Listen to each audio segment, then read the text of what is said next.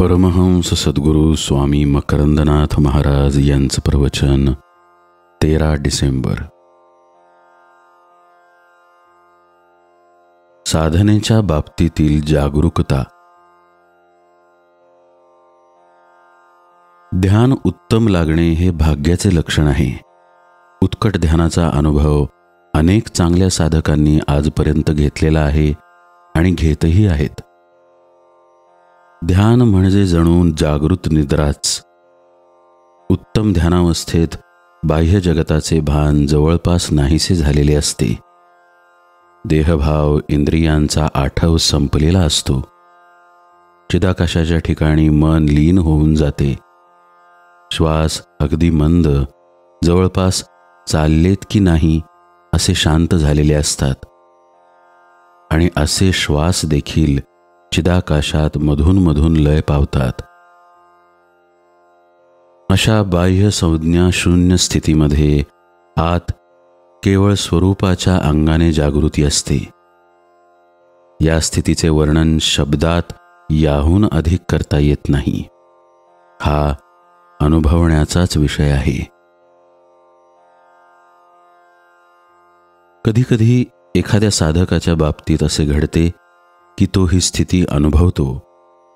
मात्र या स्थितीतून खाली आल्यावर त्याला वाटते की ही आश्चर्यवत अवस्था खरेच काय आहे. आपल्याला अनुभवाला आलेला हा भ्रम तर नाही ना. खरेच आपले इतके चांगले ध्यान लागले होते ना. ही निद्रा तर नव्हती. अशा वेळी साधकाने विपरीत तर्कबुद्धीपासून सावधच व्हावे. उत्तम ध्यान व निद्रा यात फरक आहे. उत्तम ध्यानाच्या स्थितीत आतून पूर्ण जागृती असते, तर निद्रेच्या वेळी अशी जागृती नसते. उत्तम ध्यानाच्या स्थितीविषयी, अनुभवाविषयी फार चिंतन अथवा चिकित्सा करू नये. कारण विपरीत तर्क किंवा चिकित्सा किंवा अश्रद्धेमुळे आपण चांगल्या चाललेल्या या ध्यानास अंतरू.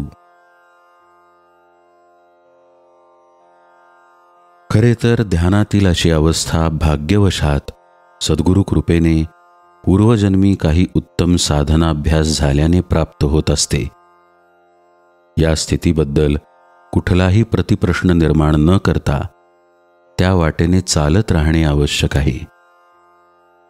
त्याचबरोबर ही अवस्था आपल्याला पुन्हा पुन्हा प्राप्त व्हावी असे सततचे चिंतनही नको.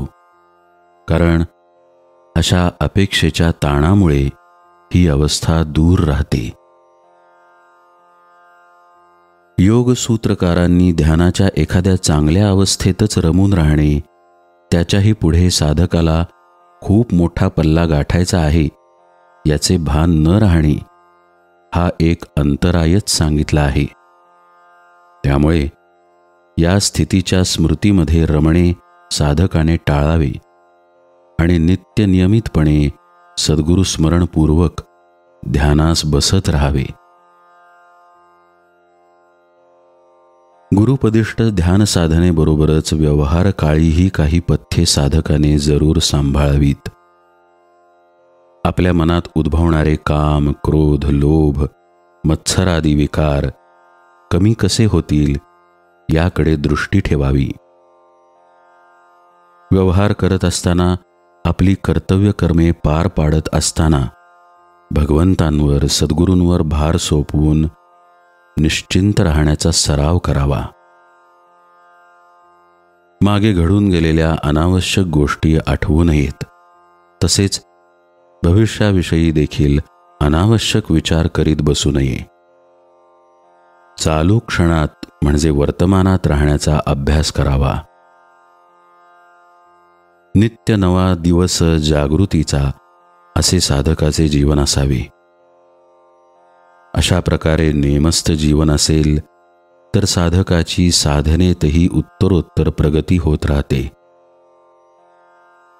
ध्यानातून प्राप्त होणारी शांती, आनंद दिवसेंदिवस वर्धिष्णू होतो.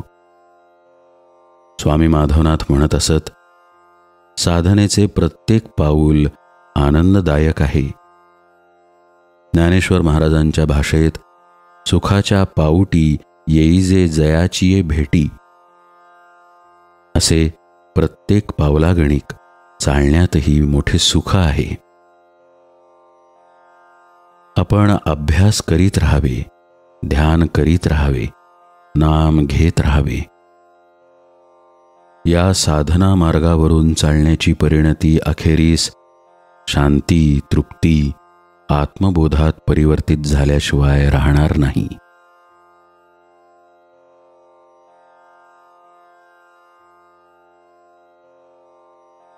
परमहंस सद्गुरु स्वामी माधवनाथ महाराज की जय.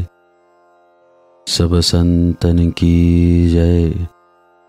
जय जय रघुवीर समर्थ.